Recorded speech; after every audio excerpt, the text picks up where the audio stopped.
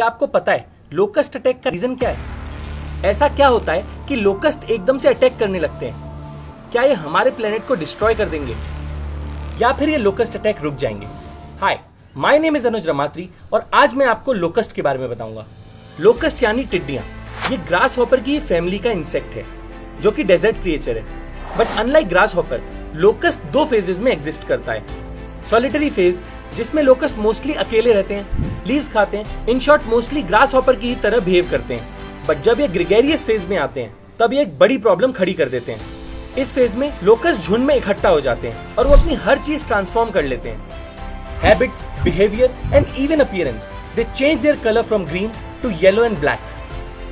Gregarious phase में ये बहुत एग्रेसिव हो जाते हैं और इसी फेज में ये अटैक भी करते हैं, जिसमें इनकी डाइट इतनी इंक्रीज हो जाती है that they can eat anything from leaves to flowers to seeds to stems and even hard things like tree bark. इसी वजह से जहां से भी गुजरते हैं सब डिस्ट्रक्ट कर देते हैं। It is been said that locust का झुंड एक दिन में 35,000 लोगों का खाना खा सकते हैं। That's huge, isn't it? इसीलिए फार्मर्स के लिए एक बहुत बड़ी प्रॉब्लम है।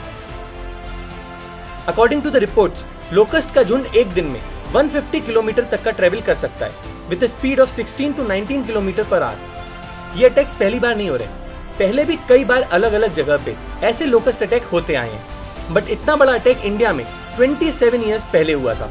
बट रिसर्चर्स ऐसा मानते हैं कि इस बार के अटैक का main reason is climate change. Strange? Let me explain how.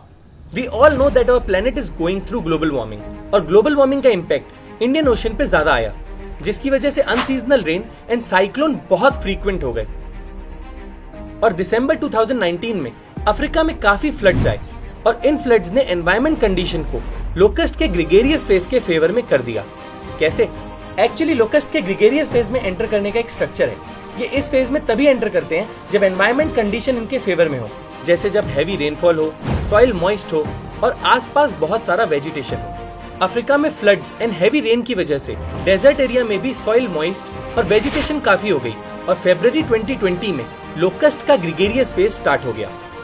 तो अफ्रीका से ये अटैक स्टार्ट हुआ और ईरान एंड पाकिस्तान होते हुए इंडिया तक आ गया। और अब ये इंडिया में कब तक रहेंगे और किस तरफ जाएंगे ये तो नहीं बताया जा सकता, but I hope the reason is clear. Scientist believe करते हैं बिकॉज ऑफ क्लाइमेट चेंज अब ये अटैक्स काफी फ्रीक्वेंट हो सकते हैं, इसलिए we might have to live with it. And do you know what's the reason? Nature ने इस सिनेरियो के लिए एक नेचुरल डिफेंस बनाया था, sparrow bird. But we don't see these birds like we used to see them earlier. Sparrow के disappear होने का रीजन हमारे मोबाइल का रेडिएशन ही है और स्पैरो के ना होने की वजह से लोकस्ट अटैक को रोकना और भी डिफिकल्ट हो गया है। But the good part is अभी तक ऐसा कोई एविडेंस नहीं आया है कि लोकस्ट ने ह्यूमंस को कोई डायरेक्ट हार्म पहुंचाया हो। बट ये इनडायरेक्टली काफी नुकसान जरूर कर देते हैं क्योंकि काफी क्रॉप्स डिस्ट्रॉय हो जाती हैं, जिसका डायरेक्ट इंपैक्ट इकोनॉमी पे आता है। Locust attack is one of the so many effects of global warming and it's high time we accept that it is a real thing and we should start to work towards making our planet greener. Recycle, reuse and reduce. Let's make these 3 R's part of our life and move towards sustainable living so that we don't have to face more such problems. See you next month.